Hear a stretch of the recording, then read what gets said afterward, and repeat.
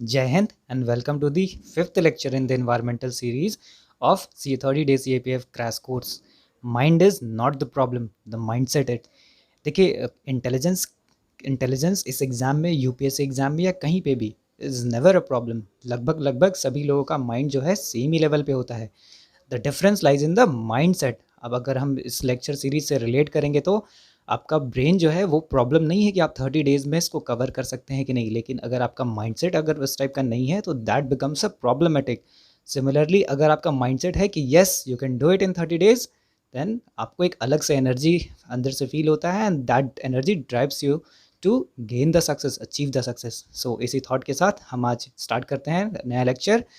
Lecture 5 में हम जो टॉपिक कवर करेंगे, environmental organisations, EIA that is environmental impact assessment and national action plan on climate change. 8 submission है India का.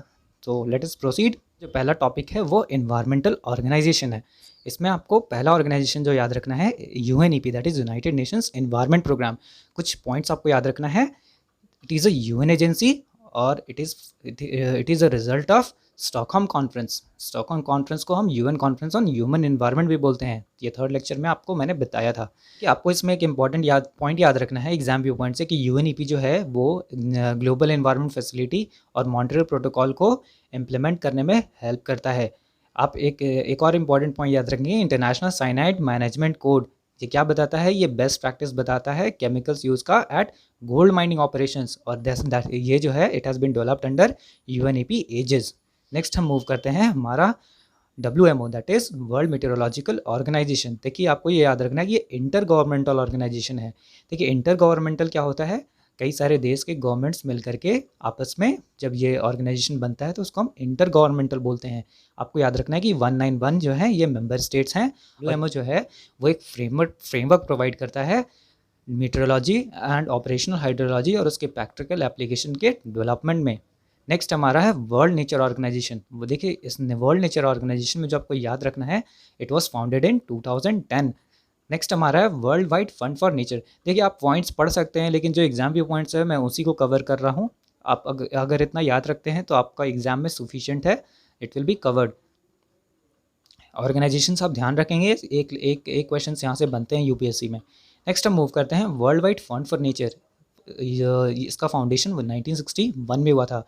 Again it is a non governmental organization, international non governmental organization. और इसका काम क्या है? वाइल्डरनेस प्रिजर्वेशन को and humanity's footprint on environment. देखिए footprint का मतलब क्या है कि ह्यूमन जो है that they are consuming and exploiting the environment at the pace rate, that is the footprint. Next हमारा United Nations forum on forest. इसमें जो पॉइंट आपको याद रखना है कि इकोसॉक that is economic and social council of United Nations, ये United Nations forum and forest as a subsidiary body का इस्टेब्लिशमेंट किया था 2000 में. ये इन यूनिवर्सल मेंबरशिप है. इसका मेन ऑब्जेक्टिव क्या है? Management, conservation and sustainable development of all types of forest. Next हमारा IUCN. देखिए ये बहुत इंपॉर्टेंट है, फेवरेट टॉपिक है यूपीएससी का. इसमें आपको जो पॉइंट्स याद रखने हैं कि ये 1948 में फ्रांस में इस्टेब्लिश हुआ था, फाउंड हुआ था. इसका हेडक्वार्टर जो है वो ग्लैंड स्विट्ज़रलैंड में है. ये IUCN रेड लिस्ट को पब्लिश करता है. IUCN जो है it has observer and consultative status at United Nations. इसमें गवर्नमेंट और NGO दोनों ही इसके मेंबर्स होते हैं. नेक्स्ट हम मूव करते हैं ग्लोबल टाइगर फोरम. देखिए ग्लोबल टाइगर फोरम जो है ये इंपॉर्टेंट है क्योंकि दिल्ली में ये सेक्रेटेरिएट है इसका. ये 1994 में फॉर्म हुआ था. ये only intergovernmental and international body है that campaign to save the tiger worldwide. देखिए ग्लोबल टाइगर इनिशिएटिव आप इसको पढ़ लेंगे PDF में. ये सारे PDFs आप मेरे टेलीग्राम चैनल से एक्सेस कर सकते हैं. हम नेक्स्ट मूव करते हैं इंटरनेशनल व्हेलिंग कमीशन.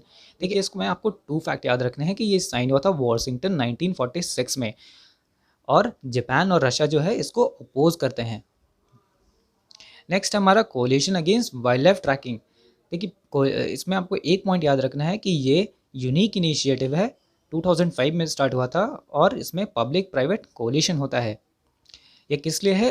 फोकस करता है public and political attention and resources for ending illegal trade in wild life. Next हमारा है इंटरनेशनल ट्रॉपिकल टिम्बर ऑर्गेनाइजेशन. देखिए ये इंटर गवर्नमेंटल ऑर्गेनाइजेशन है अंडर यूनाइटेड नेशंस 1986 में. नेक्स्ट हमारा स्कार. स्कार से आप बस इतना याद रखेंगे कि ये अंटार्कटिक रीजन से साइंटिफिक रिसर्च में डील करता है, साइंटिफिक रिसर्च के लिए अंटार्कटिक रीजन में डील करता है। नेक्स्ट हमारा है, नेक्स्ट टॉपिक है इन्वायरमेंटल इम्पैक्ट असेसमेंट। देखिए आप इसको अच्छे से समझिए, कोई भी जब डेवलपमेंटल प्रोजेक्ट किसी एक पर्टिकुलर रीजन में होता है तो उस प्रोजेक्ट को अगर हम एग्जीक्यूट करते हैं विदाउट इन्वायरमेंटल इम्पैक्ट असेसमेंट तो उसका क्या रोल होगा। तो आप इसमें इस डायग्राम से समझिए कि हमने एक प्रोजेक्ट का इनिशिएशन किया और प्रोजेक्ट का स्टेटस अगर हम कुछ प्रोजेक्ट जो है वो नहीं आता है तो इन्वायरमेंट पे कोई इम्पैक्ट नहीं हो रहा है, लेकिन जब हम प्रोजेक्ट को इम्प्लीमेंट कर देते हैं तो उसका एडवर्स इम्पैक्ट इन्वायरमेंट पे क्या होगा। तो आपको ये दिख रहा होगा, ये vertical arrow that is telling कि this is the adverse impact on environment that is happening after the project is implemented. और ये एडवर्स इम्पैक्ट किसके बारे में बात कर रहे हैं, ऑन द एनवायरनमेंट, वहाँ के आसपास के लोगों के बारे में, वहाँ के आसपास के एनिमल्स के बारे में, हैबिटेट कम्युनिटी के बारे में। That is the overall environmental impact assessment. अगर हम इन्वायरमेंटल इम्पैक्ट असेसमेंट की अगर हम इन्वायरमेंटल इम्पैक्ट असेसमेंट को ले करके ध्यान में अगर प्रोजेक्ट को इम्प्लीमेंट करते हैं तो फिर क्या होता है। देखिए नेक्स्ट में आपको दिख रहा होगा यहाँ पे नेक्स्ट फिगर में कि स्टेटस जो है प्रोजेक्ट विथ EIA, तो यहाँ पे जो है इन्वायरमेंटल इम्पैक्ट असेसमेंट ने ब्रिज कर दिया गैप को, एडवर्स इम्पैक्ट को। इसमें कुछ प्रोसीजर्स हैं, स्क्रीनिंग होता है, स्कोपिंग होता है, उसके बाद फिर डिस्कशंस होता है, पब्लिक डिस्कशंस होता है, फिर उसके बाद फिर कई सारे क्लॉजेज होते हैं, फिर उसके बाद फिर रिहैबिलिटेशन की बात की जाती है। तो बहुत डिटेल है इन्वायरमेंटल इम्पैक्ट असेसमेंट। आप एग्जाम व्यू पॉइंट से बस इतना ही समझिए, अगर एग्जाम में आपके इसमें पेपर 1 में आएगा तो यही पूछेगा कि इन्वायरमेंटल इम्पैक्ट असेसमेंट क्या है, इम्पैक्ट असेसमेंट क्या है। तो क्रक्स आप इसका ये समझिए कि ये जो डेवलपमेंटल प्रोजेक्ट है उसका ओवरऑल इम्पैक्ट एनवायरनमेंट में कैसे रिड्यूस करेगा, that is environmental impact assessment. आप पढ़ सकते हैं PDF में एक्सेस में।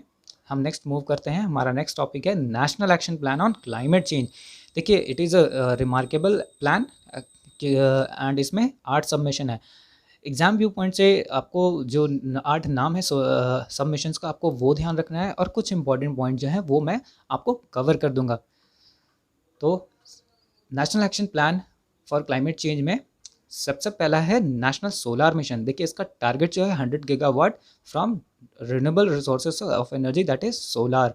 इसमें आपको एक ध्यान रखना है कि 40 गीगावाट जो है वो रूफ टॉप से आएगा और 60 गीगावाट जो है वो large and medium scale grid connected solar power project से आएगा। देखिए नेशनल सोलर मिशन जो है ये सिर्फ पहले tropical country between the tropics that is tropic of cancer and tropic of capricorn countries के लिए ही एलिजिबल थे इसमें इसका हिस्सा बनने के लिए, लेकिन बाद में now it is open for all the countries can join it. इसका जो नेशनल सोलर मिशन का जो एक हेडक्वार्टर है वो गुरुग्राम है, नॉट दिल्ली। आप इसको ध्यान रखेंगे, नेशनल सोलर मिशन का जो हेडक्वार्टर है वो गुरुग्राम में है, it is not in Delhi. Exam हो सकता है आपको गिमिक करे। नेक्स्ट हमारा है national mission for enhanced energy efficiency.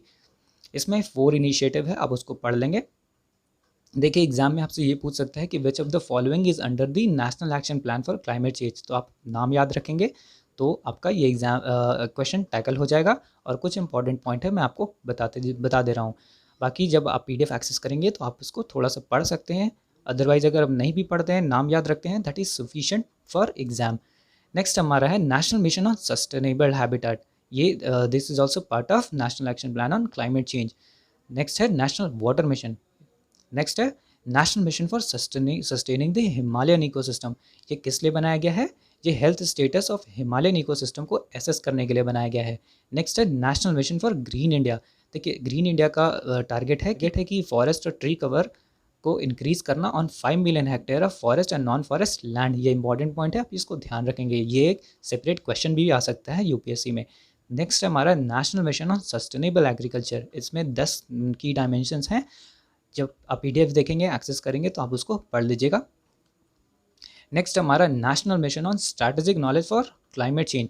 देखिए ये better understanding for climate change, climate science, impact and challenge है। ये एक एग्जाम में पूछा गया है, आप इसको ध्यान रखेंगे। That's all for this lecture. I hope this lectures are making sense to you in your quick revision. देखिए स्टार्टिंग में हमने बात की थी mind is not the problem, mindset is. तो आप उस बात को ध्यान रखेंगे और इसी एटीट्यूड के साथ कि yes I can make it to the list and with this positive attitude really move the mountains. So मिलते हैं हम नेक्स्ट लेक्चर में नए टॉपिक के साथ. This is Himanshu, CAPF 2019 all India rank 163.